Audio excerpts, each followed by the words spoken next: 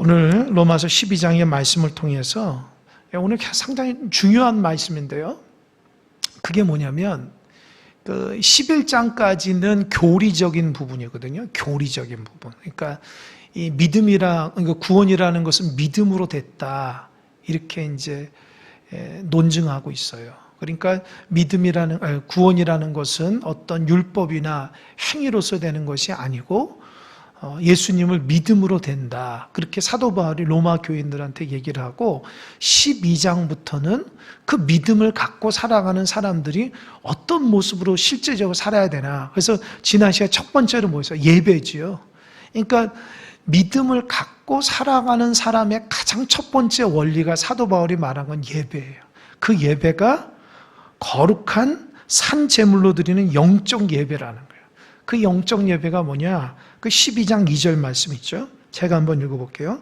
너희는 이 세대를 본받지 말고 오직 마음을 새롭게 함으로 변화를 받아 하나님의 선하시고 기뻐하시고 온전하신 뜻이 무엇인지 분별하도록 하라. 그러니까 영적 예배는 이 세상을 본받지 않고 어떻게 해요? 마음을 새롭게 해서 변화가 일어나는 예배인데요. 그 예배는 그래서 하나님의 선하시고 기뻐하시고 온전하신 뜻이 무엇인지 분별하면서 살아가는 예배자라는 거죠. 그러니까 뭐예요? 올한해 우리 교회 표가 하나님의 기쁨이 되는 교회 아닙니까? 그게 영적 예배예요. 하나님이 선하시고 기뻐하시고 온전한 뜻 분별을 해서 이렇게 살면 하나님이 기뻐하시겠다. 내 삶 가운데 그렇게 살아가는 모습이 바로 영적 예배라는 거예요. 그냥 어떤 성전에서 드려지는 예배뿐만 아니라 일상의 삶 가운데서도 세상을 따라 살지 않고 하나님의 그 뜻대로 그 안에서 변화를 받아서 하나님의 중심으로 살아가는 예배자가 참된 예배자입니다. 그리고 오늘 3절에서 13절은 이게 첫 번째 뭐냐? 교회 안에서 있어서의 하나님의 백성에 대한 덕목을 얘기해요. 이게 참 중요하죠. 이게 뭐 다음 시간에 얘기하겠지만 14절부터는 이렇게 세상 가운데 살아가는 어떤 성도들의 모습이라면 요 3절에서 13절은 교회 안에서의 성도들의 모습에 대해서 얘기를 합니다. 그러니까 우리가 어떻게 교회 안에서 하나님의 말씀대로 실천해야 되는지 사도 바울 선생님 말씀 한번 잘 들어봤으면 좋겠어요. 3절을 보니까 이렇게 써 있습니다. 같이 한번 읽어볼까요? 시작. 내게 주신 은혜로 말미암아 너희 각 사람에게 말하노니 마땅히 생각할 그 이상의 생각을 품지 말고 오직 하나님께서 각 사람에게 나누어 주신 믿음의 분량대로 지혜롭게 생각하라. 이게 첫 번째로 그 사도 바울이 교회 안에서, 그러니까 생각을 해보세요. 사도 바울이 로마 교회 교인들에게 교회 공동체 안에서 어떻게 살아가야 라고 얘기하면서 첫 번째로 얘기한 게 뭐냐면은 마땅히 생각할 그 이상의 생각을 품지 말고 믿음의 분량대로 지혜롭게 생각하라는 거예요. 그러니까 어떻게 해요? 생각을 잘하라는 거예요. 생각을. 이게 무슨 말이냐? 로마 교회 안에서는요, 유대인도 있었고 이방인도 있었잖아요. 그러니까 보이지 않게 유대인들은 이방인들을 향해서 내가 너희보다 우월하다라고 생각하는 거예요. 나는 율법을 알고 선민이었던 사람이어서 예수를 믿었기 때문에 이방, 지옥 가서 죽을 사람들보다는 내가 조금 더 우월하고 낫고 대단하다고 생각한 거예요. 그런데 사도 바울 입장에서는 그래서 교회 안에서 하나가 되지 못하는 모습을 보고 어떻게 했냐? 생각할 이상을 생각하지 말라는 거예요. 이게 무슨 말이냐면 내가 남보다 더 높다고 생각하지 말라는 거예요. 주로 유대인들한테 얘기하는 유대인들한테. 나는 말씀을 알기 때문에 나는 선민이었기 때문에 내가 그리스도의 복음을 알기 때문에 내가 저 사람보다는 더 높겠지라고 그렇게 생각할 이상의 그 이상의 마음을 품지 말라는 거예요. 여러분 교회는요 다 평등한 거예요. 다 평등한 거예요. 이 한국교회 초대 선교사를 제가 박사과정할 때 이렇게 공부를 해보니까 참 재밌는 게, 이 한국교회 초대 그 한국교회사가 이 복음이 들어와서 이렇게 폭발적으로 이렇게 부흥할 수 있었던 것은 뭐냐면, 교회는 평등을 주장했다는 거예요. 평등을. 그 당시 때만 해도 양반, 쌍놈, 뭐 남녀 7세 부동석 이렇게 가지고 아이들이나 부녀자들은 굉장히 낮게 여기고, 그죠? 그 남자들만 우월하게 되고, 또 양반은 굉장히 높고 그 하인들은 거의 노예처럼 지냈는데, 교회에서는 다 똑같은 거예요. 그러니까 이 약자들 편에 있어서는 교회가 너무 좋은 곳이에요. 교회 가서는 하나님 앞에 똑같이 예배드리는 거예요. 그러니까 오직했으면 교회 예배당 안에서 주인이 있고 하인이 있는데 똑같이 예배드리는 거예요. 하인은 집에서는 그렇게 할 수 없거든요. 늘 서 있어야 되고 시종 들어야 되는데, 시종을 들어야 되는데, 예배하면서는 다 똑같은 거예요. 그래서 재밌는 일이 있는데요. 그 하인과 주인이 신앙생활을 같이 하는데요. 그 하인이 장로가 된 거예요. 교회에서. 어떻게 해요? 장로 대접을 해줘야죠. 그러니까 교회에서는 다 평등했다는 거예요. 그래서 한국 기독교사가 보면은 그런 재미난 일들이 많아요. 그러니까 기독교 정신은 평등이다. 내가 너보다 우월하다가 아니라 오히려 낮아지는 모습이 그게 그리스도의 복음의 원리입니다. 그러니까 사도 바울 입장에서는 마땅히 생각할 그 이상, 나는 저 사람보다 더 높아, 난 저 사람보다 더 선민이야, 난 저 사람보다 율법을 알고 있어가 아니라 다 똑같이 존중함으로 나가야 된다. 그리고 중요한 것은 하나님께서는 각 사람에게 나누어 주신 믿음의 분량이 있다는 거예요. 그죠? 이게 무슨 말이냐? 이게 바로 뒤에서 있는 말. 하나님은 교회 공동체를 이끄는 데에 지체. 그러니까 각 사람에게 나누어 주신 믿음의 분량. 하나님은 이 사람에게는 이걸 주고 저 사람은 저걸 줬으니까 모두 다 그 자체로 소중한 거예요. 그죠? 교회 안에서 뭐 한두 사람이 다 할 수 없잖아요. 교회에 보면 찬양대도 있죠. 아이들 가르치는 교사도 있죠. 교회 여러 청소하시는 분도 있죠. 방송 또 하시는 분이 있죠. 운전하시는, 다양한 일이 많잖아요. 근데 거기서 높낮이가 아니라는 거예요. 하나님은 그 사람에게 각 사람마다 주신 믿음의 분량이 있기 때문에 누구를 비교할 필요가 없고 그 자체만으로도 소중한 거라는 거예요. 그러니까 자기에게 맡겨진 직분을 소중하게 여기고 그것을 힘써서 다 하면 되는 거예요. 예를 들어서 저 사람은 나보다 더 높고 저 사람은 나보다 낮고 이런 마음을 갖지 말라는 거예요. 그게 사도 바울이 교회가 하나 되고 교회되기 위한 첫 번째 아주 중요한 원리라는 거예요. 그러니까 교회는요, 하나 된다는 게 참 말같이 쉽진 않아요. 왠지 아세요? 다 생각이 다르고 사고방식이 다르고 삶의 모습이 다르기 때문에 그래요. 그래서 교회 공동체 안에서는 그리스도로 하나 되지 않으면 절대 하나가 되지 않습니다. 그러니까 그리스도를 앞장 세우지 않으면 절대 하나가 되지 않아요. 그래서 교회라는 것이 참 이렇게 세상적으로 보면 참 이렇게 어떻게 이런 공동체가 있을까? 그러니까 어느 목사님은 그런 얘기를 해주더라고요.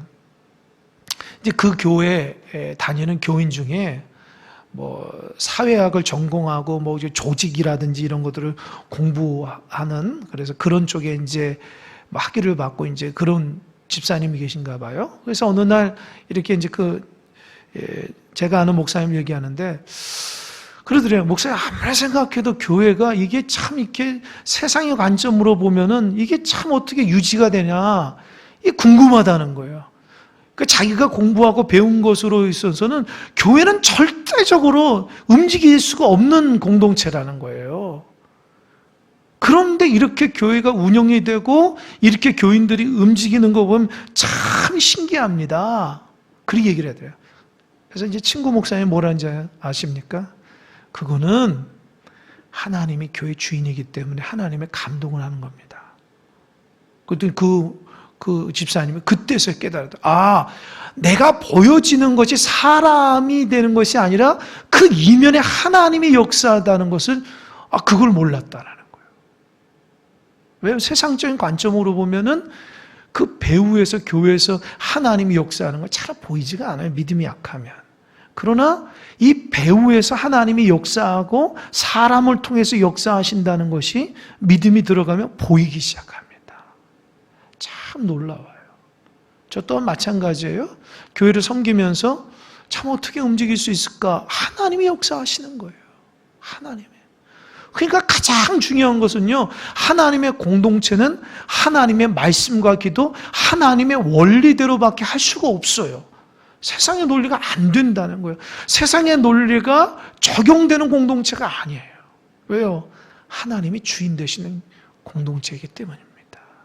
그러니까 사도 바울도 이 로마 교회가 하나 되기 위해서는 그리스도 안에서 하나 된다는 생각을 가지고 높고 낮음이 아니다. 그러니까 나에게 주어진 직분, 나에게 주어진 은사를 소중하게 생각해라.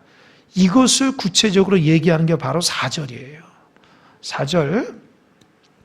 우리가 한 몸에 많은 지체를 가졌으나 모든 지체가 같은 기능을 가진 것이 아니니. 그죠? 이 지체론인데요. 여러분, 우리 몸이 있잖아요. 몸에는 머리가 있잖아요. 손과 발이 있잖아요. 그죠? 그리고 가슴도 있고, 배도 있고, 있잖아요. 그죠? 그럼 생각해 보세요. 여기에서 뭐 하나 빠지면 어떻게 해요? 온전하지가 못하는 거예요. 여러분, 성경에서 온전함이라는 것은요, 부족함이 없이 잘 골고루 갖춘 게 온전함이에요. 그러니까 너희가 온전하라라는 것이 뭐 하나를 잘해서가 아니라 균형 있게 잘 갖고 있는 게 온전한 거예요. 그러니까 신앙인이 온전하려면 어떻게 해요? 내가 말씀도 있어야 되고요. 또 기도도 할 줄 알아야 되고요. 삶도 받쳐줘야 되고요. 지정의가 잘 골고루 발달돼야 돼요. 그죠? 지적인 면, 정적인 감정, 의지적인 행동. 그러니까 신앙인이 온전한 사람은 뭐 하나 잘하는 사람이 아니라 하나만 특화된 사람이 아니라 골고루 잘 돼야 돼요. 그러니까 생각해 보세요. 내 몸이 있는데 어느 날 이 발이 눈한테 얘기하는 거예요. 야, 너 눈 똑바로 보고 살아. 너가 잘못 봐가지고 넘어져서 내 무릎 다 깨졌어. 그렇게 딱 해봅시다. 그러니까 눈이 그래? 알았어. 나 이제부터 눈 감고 다닐게. 눈 감고 보세요. 그러면 어떻게 해요? 무릎 더 많이 깨지죠? 이해가 되십니까? 예? 그러니까 무릎은, 다리는 반드시 자기만 되는 게 아니에요. 눈이 봐야 돼요. 그죠? 그렇다고 해서 너 때문에 이렇게 됐다가 할 수가 없는 거예요. 왜요? 눈은 눈대로, 다리는 다리대로 자기의 사명을 잘 감당할 때에 온전할 수 있는 거예요. 이해가 되시죠? 그죠? 어느 날 귀한테 얘기하네. 귀한테. 야, 너 똑바로 들어. 알았어, 나 안 들을게. 그럼 안 들으면 자기 마음대로 가잖아. 그럼 어떻게 해요? 손과 발이 고생하잖아. 이해되십니까?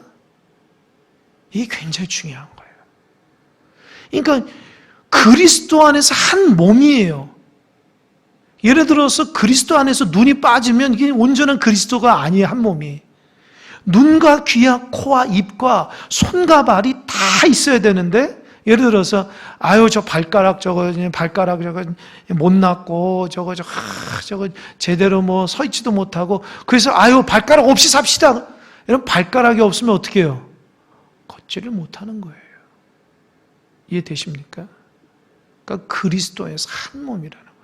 그러니까 아까 말한 것처럼 마땅히 생각할 그 이상을 생각하지, 눈이라고 그래가지고 눈이 최고라고 했기 때문에 다른 걸 다 형편없지 생각하면 안 된다는 거예요.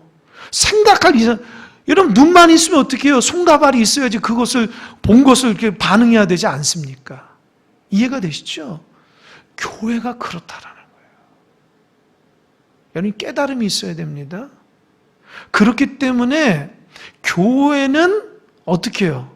서로를 인정해주고 나에게 맡겨진 사명을 잘 감당하고 저 사람도 그 사명을 잘 감당할 수 있도록 인정해주고 또 격려해주고 때로는 교훈해주고 훈계해주고, 그래서 그리스도 안에서 하나가 돼야 돼요.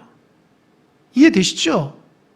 아니, 손은 굉장히 부지런한데 다리가 안 움직이면 못 가잖아.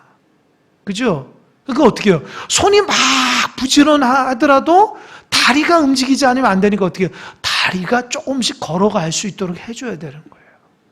그러니까 교회가 온전하려면요, 모든 사람들이 자기의 맡겨진 사명을 잘 감당할 때에 나아갈 수 있는 거예요. 그러니까 어때요? 아, 나는 요건데 못해도 되지. 그건 큰일 날 소리예요. 그거 못함으로 공동체 전체가 못 가요. 이해가 되셨습니까? 아유, 나 하나쯤이 아니라니까요. 몸에서 하나가 빠지면 몸이 될 수 없는 거예요. 그러니까 사도 바울이 말하는 교회를 상징하고 교회를 의미해서 지체론이라는 말이 얼마나 중요한지 몰라요. 자, 이건 사실 주일 예배 때 얘기를 해야 되는데, 그래서 한 사람 한 사람이 그렇게 소중한 거예요. 그냥 주일날 왔다 가는 그 사람일지라도 그리스도에서 한 몸이라는 거예요. 그거 빼고 시작하자. 뺄 수가 없는 거예요. 왜요? 그건 몸이 안 되는 거니까. 그러니까 어떻게 해요? 하나님이 각 사람에게 주신 그 믿음의 분량들을 지혜롭게 생각하라는 게 뭐예요? 내가 잘해야 되고 저 사람도 잘해야 된다는 거예요. 이제 아셨죠? 그러니까 여러분 맡겨진 사명 잘 감당하고요, 상대방도 잘할 수 있도록 격려해주고 때로는 훈계해주고 이끌어야 돼요. 참 목회자의 고민이 여기 있습니다. 교회라는 것은 뭐 믿음 좋은 사람 몇 사람 축 달려간다고 해서 되는 게 아니거든요. 그건 교회 공동체가 아니죠. 그건 개인 신앙이죠. 그러니까 함께 이렇게 탁 마음 묶어서 나가야 되는데 참 그렇게 쉽지는 않아요. 그렇잖아요. 그래서 부흥하는 교회는 그렇게 지체로서 움직이니까 교회가 새로워지고 성장하는 거라고요. 근데 그러지 않는 교회는 준비 자세만 되는 거예요. 준비 자세. 이제 나갈 자세만 추리는 거예요. 왜요? 보니까 신발도 안 신었고 옷도 안 입고 뭐 저것도 못하고 저것도 다 갖추어야지 나가잖아요. 그잖아요. 그러니까 참 이렇게 공동체가 이렇게 하나 되지 못하는 공동체가 나가기 힘들다는 것이 그런 거예요, 사실은요. 그러니까 부족해도 함께 발맞춰 나가는 게 중요한 거예요. 여러분, 언제 다 이거 하고 저거 하고 다 할 수 있겠어요? 부족해도 조금씩이라도 나가야 되거든요. 근데 우리는 신앙생활을 너무 개인주의로 하다 보니까 나 하나쯤 생각하니까 교회를 먼저 생각을 안 하는 거예요. 그러다 보니까 교회 공동체가 하나 되지가 않은 거예요. 내가 힘들고 어려워도 교회 공동체를 위해서 한 발자국 나갈 수 있어야 돼요. 내 마음이 안 들어도 교회 공동체를 위해서 내가 한 발자국 나가야지 전체가 나갈 수 있는 거예요. 이해되십니까? 그래서 참 하나님께서 이 교회라는 공동체가 참 오묘해요. 이게 세상 논리로 되는 게 아니기 때문에. 그러니까 우리는 그리스도 안에서 한 몸이라는 거, 모두가 소중한 거예요. 모두가 소중하기 때문에 나도 잘해야 되고 너도 잘해야 되는 거예요. 한 사람만, 몇 사람만 잘해서 되는 문제가 아니에요. 그래서 이게 내 몸이 그리스도의 몸이라는 것을 알아야지만 나에게 맡겨진 직분을 소중히 여깁니다. 교회가 개인주의로 빠지기 시작하면요, 절대 그 교회는 오래가지 못해요. 문을 닫게 되는 거예요. 왜요? 다 개인주의 신앙이기 때문에 그래요. 근데 교회가 힘들고 어려워도 지체, 그리스도에서 하나 되는 마음으로 나가는 교회는요, 그 교회는 되는 교회예요. 왜요? 서로를 하나됨을 인정해 주기 때문에 그래요. 이해되셨죠? 이게 중요합니다. 5절, 이와 같이 우리 많은 사람이 그리스도 안에서 한 몸이 되어 서로 지체가 되었느니라. 그죠? 제가 말한 거에 봐요. 지체예요. 한 몸이 돼서 완전한 몸이라는 거예요. 6절. 그럼 어떻게 할까? 6절. 우리에게 주신 은혜대로 받은 은사가 각각 다르니 혹 예언이면 믿음의 분수대로. 여러분, 하나님께서 우리에게 은사를 주시거든요. 은사, 독특함을 주세요. 독특함. 독특한 은사를 주시는데 그 은사를 왜 줄까요? 은혜로 주는 거예요. 은혜로. 너 잘나서 주는 게 아니라 너가 공동체 안에서 하나님의 영광을 위해서 쓰라고 주는 거예요. 다시 얘기하겠습니다. 내가 다른 사람보다 은사가 많다고 해서 내가 이런 은사가 많다고 절대 자랑하면 안 돼요. 왜요? 이 하나님께 주신 은사는 공동체를 위해서 주는 거예요. 공동체. 그리스도의 영광을 위해서. 그러니까 남을 위해서 주는 거라고요. 예를 든다면 어떤 사람은 찬양을 참 잘해요. 참 잘하면 어떻게 해요? 난 찬양 잘하는 애가 아니라 하나님이 그렇게 찬양의 은사를 주는 것은 하나님의 영광과 공동체 가운데 은혜를 끼치라고 주는 거예요. 이해되셨죠?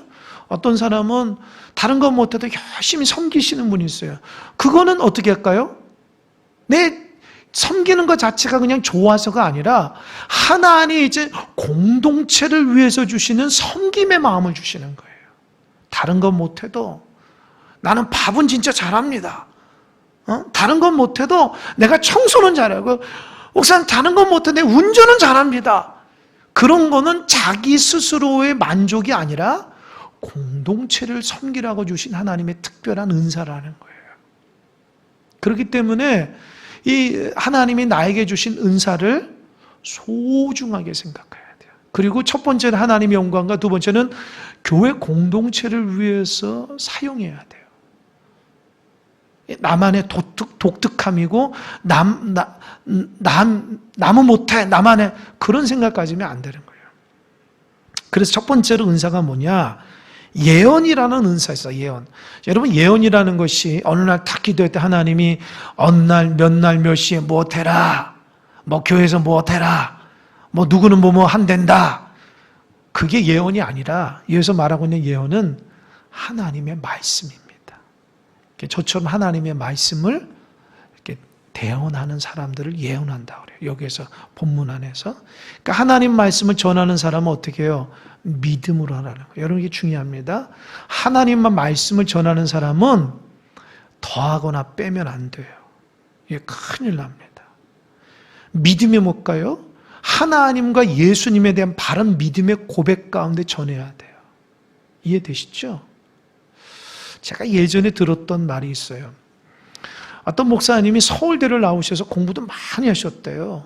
그래서 그분 설교를 들으면 너무 감동인데, 근데 점점 설교를 들으면 너무 어렵다는 거예요. 너무 학적으로 얘기하니까. 근데 그 목사님은 자기는 공부를 많이 해가지고 학적으로 쭉 풀어서 얘기하는 거예요. 근데 점점 교회는 약해진다는 거예요. 왜 그럴까요? 그 목사님 자기가 너무 공부를 많이 했어요. 공부를 많이 하다 보니까 하나님의 말씀을 믿음으로 반응한 것이 아니라 지식으로 가르치기 시작했다는 거예요. 그랬더니 안 됐다는 거예요. 제가 그 얘기를 제가 부목사 때 들었어요. 부목사 때 친구 목사님 통해서 들었는데 참 일리가 있어요. 저도 이렇게 말씀을 이렇게 공부하면서 사실은 저도 또 어렵게 가르칠 수 있어요. 뭐 배운 게 뭐 학부, 대학원, 박사과정이 있기 때문에 좀 어렵게 얘기할 수도 있습니다. 그런데 그게 의미가 없어요. 근데 잘난 맛에 가르치면 뭐 하는 거예요? 반드시 듣는 사람들이 이해를 해야 되고 은혜를 받아야 되고 믿음으로 고백하는 게 중요한 거예요. 그러니까 우리가 가르칠 때 하나님께서 하나님 보시기에 올바르야 되고요. 두 번째로는 이 전하는 자가 정직하고 그 믿음에 반응을 해야 돼요. 나는 그렇게 살지 못하면서 그냥 뚱그런 잡지 얘기하면 안 돼요. 세 번째로는 듣는 성도들이 어떻게 해요? 믿음으로 반응할 수 있어야 돼요. 이해되시죠? 그래서 저는 늘 하나님 말씀 준비하면서 우리 성도들이 충분히 이해하고 그 어려운 말씀도 충분히 쉽게 이해하고 자기 삶 가운데 적용하도록 많이 제가 노력하고 있습니다. 그래서 가급적 제가 여러분들 보고 하지 이거 원고 안 보고 하잖아요.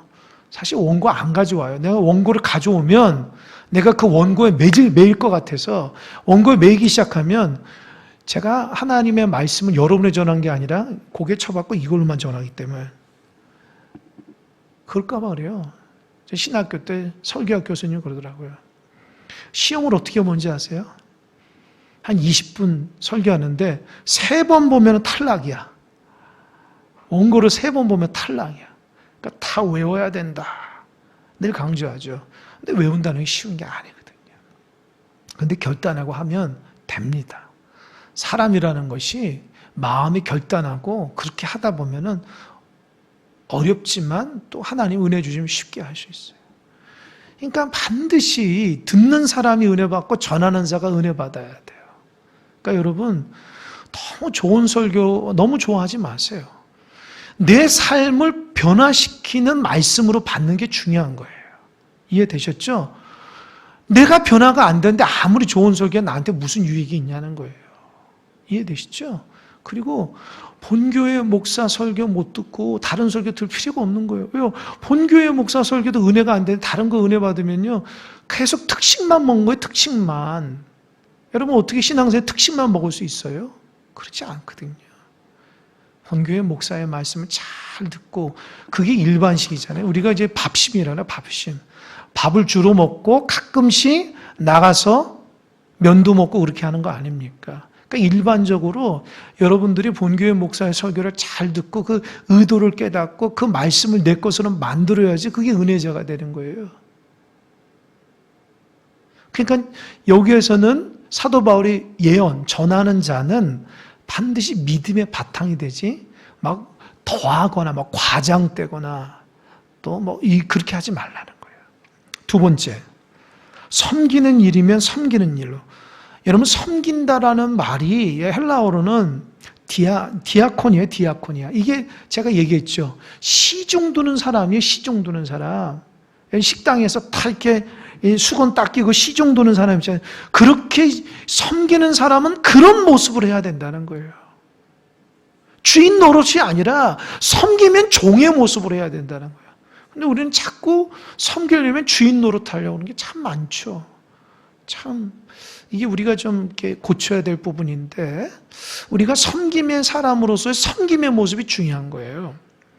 세 번째로는 가르치는 자면 가르친다. 이 가르친다는 디다케라는 말인데요.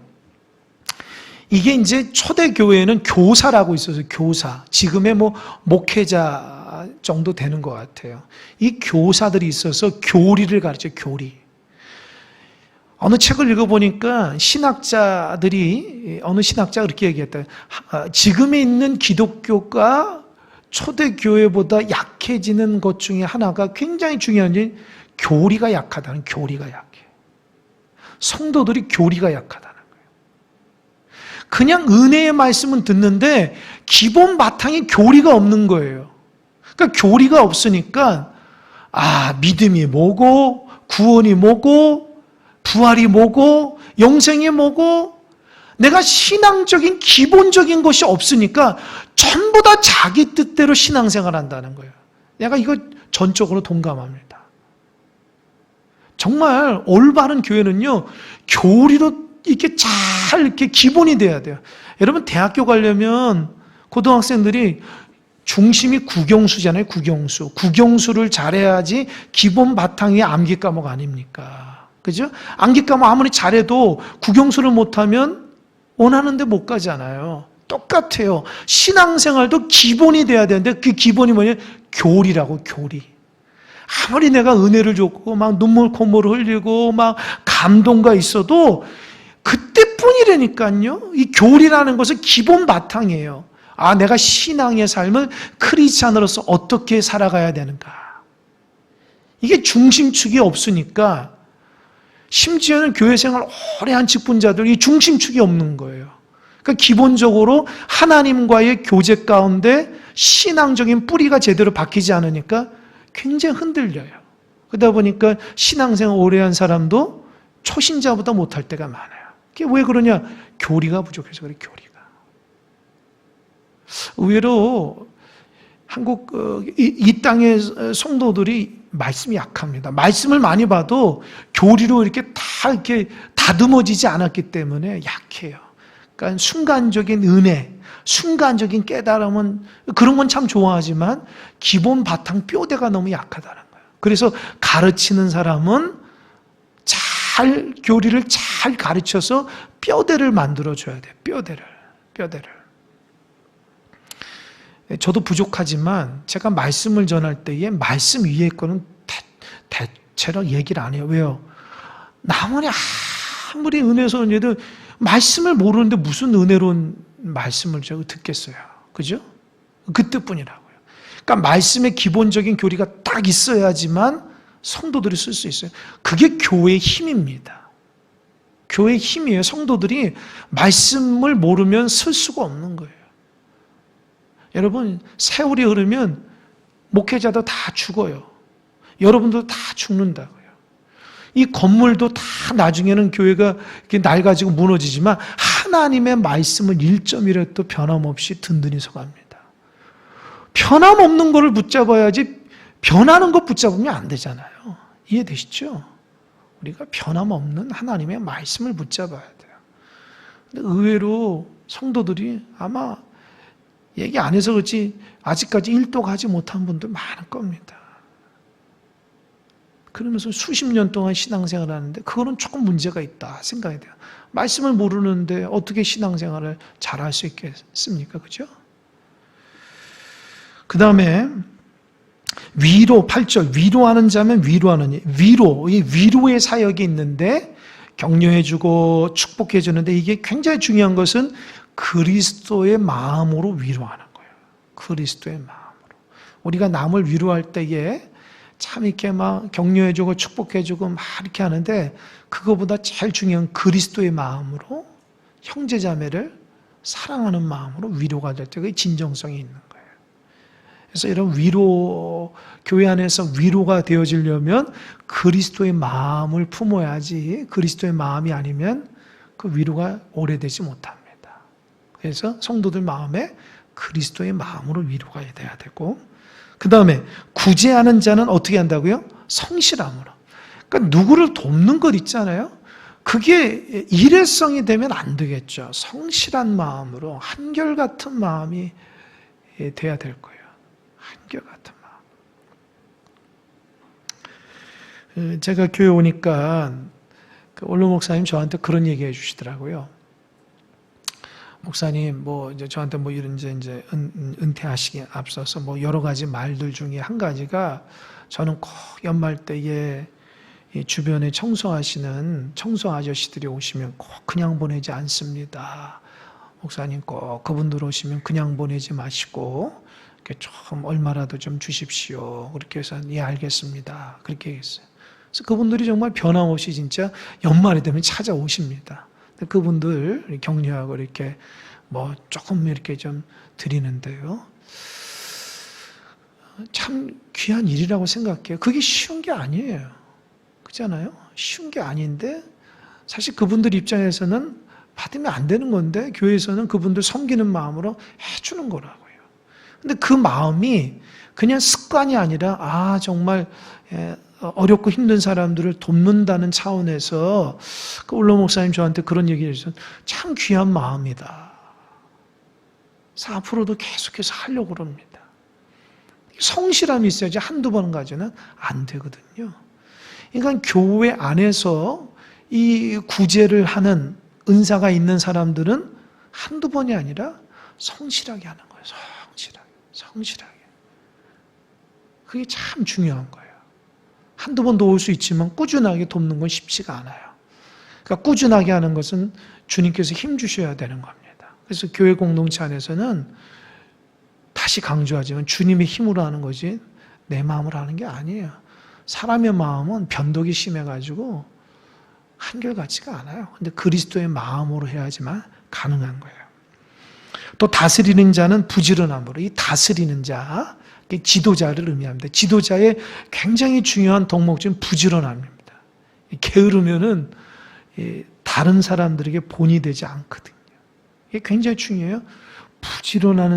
부지런하려면 지도자는 다스리는 부지런해야 돼요. 부지런해요.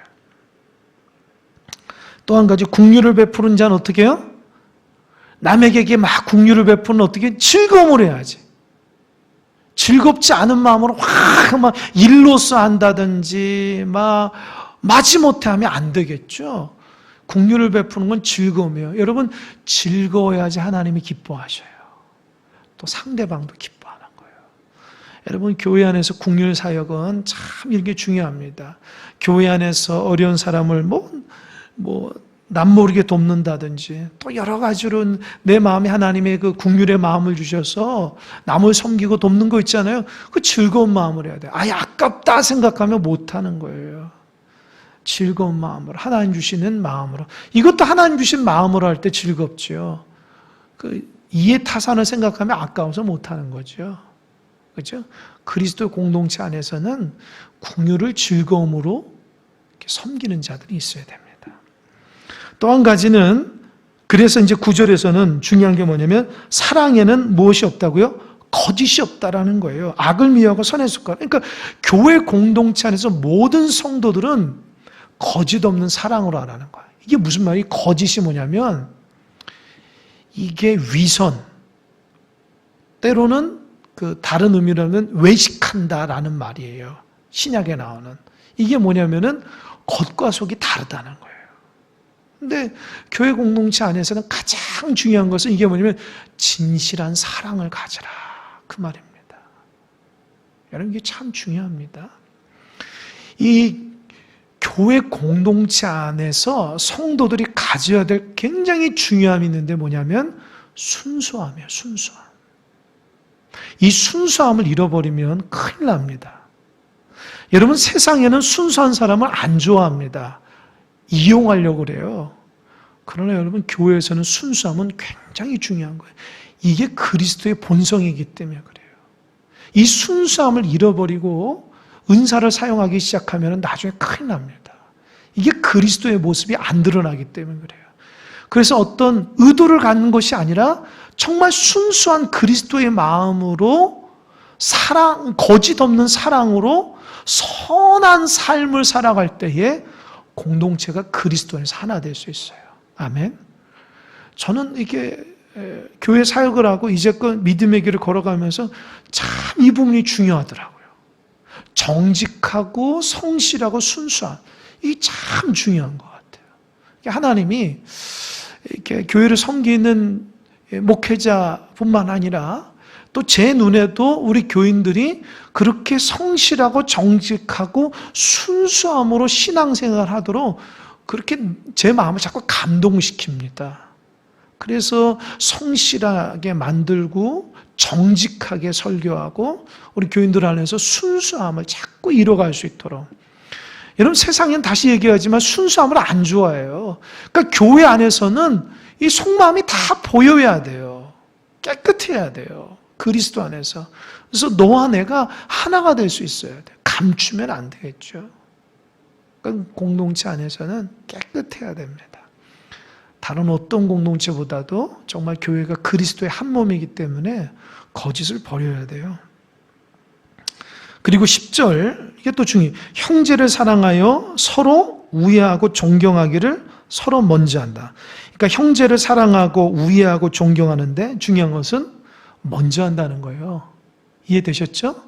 먼저 손 내밀어야 돼요. 언제까지 손 내밀는지 보자. 이해면 안 되는 거예요. 먼저 손 내민 자가 그리스도의 사람입니다. 아멘? 그러니까 여러분 공동체 안에서는 반드시 먼저 손 내미시기 바랍니다. 먼저 인사해야 되고요. 먼저 끌어안아야 되고요. 먼저 섬기셔야 돼요. 그것이 그리스도의 모임, 그리스도의 몸입니다. 항상 이렇게 나중에 하는 사람들은 제대로 신앙생활 하는 사람 아니에요. 그건 그리스도의 성품을 갖고 있지는 않아요. 그리스도는 먼저 내가 먼저 뭐예요? 부족해도 내가 먼저, 잘해도 내가 먼저, 항상 먼저 하는 거예요. 이게 그리스도의 공동체가 잘 되려면 서로 먼저 사랑하고 우애하고 존경하기를 먼저 할 때에 교회 공동체가 있다. 세상은 어때요? 안 그러죠. 저 사람 기브 앤 테이크라고요. 세상에서는. 너가 날 주면 나도 널 줄게. 이렇게 되거든요. 근데 교회는 그런 공동체가 아니에요. 서로 먼저 하는 거예요. 꼭 명심하시기 바랍니다. 그 다음에 11절. 이 11절 제가 참 좋아하는 말씀이에요. 아마도 여러분들이 그런 부분을 느낀지 모르겠어요. 부지런하여 게으르지 말고 열심을 품고 주를 섬기라. 저는 이 말씀 굉장히 좋아해요. 그러니까 여러분들이 담임 목사님 저를 통해서 목사님 좀 부지런하다, 지나치도록 너무 열심히 있다, 그렇게 느낀지 모르겠어요. 저는 제 열심이 아니라 주의 말씀 붙들고 하려고 노력하는 거예요. 제가 왜 피곤한 게 없겠습니까? 제가 왜 힘든 게 없겠습니까? 그래도 말씀 붙잡고 사역하려고 노력하려고 제가 연약하기 때문에 자꾸 말씀 붙는 거예요. 그래서 부지런하여 게으르지 말고 열심히 품고 주를 섬기라. 여러분, 그래서 뭐 제 얘기하면 좀 그렇지만 전 게으른 거 싫어해요. 우리 전사님 잘 아실 겁니다. 저는 항상 미리 계획하고 미리 뭘 준비하고 미리 하지 막 닥쳐서 하는 거라든지 막 게으르고 나태한 거 별로 안 좋아해요. 그래서 아마 저도 이제 그런 부분을 제가 많이 욕을 하는데 전사 아주 성실해서 감사한데요.